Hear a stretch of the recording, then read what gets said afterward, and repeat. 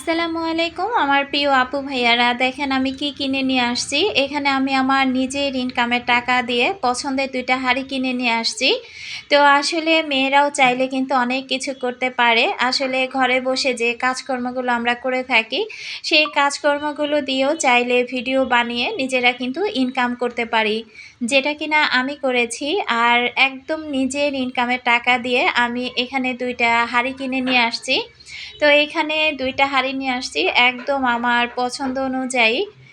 মার্কেটে গেলে তো ইচ্ছা করে যে এটা কিনি সেটা কিনি, শুধু কিনতে ইচ্ছে করে। আসলে একটা মেয়ে বিয়ের পর দেখবেন নিজের চাইতে ঘরটাকে সাজাতে বেশি পছন্দ করে। আর এখন যে বয়সটা হয়েছে, এখন শুধু নিজের চাইতে ঘরটাকেই বেশি সাজাতে পছন্দ করি।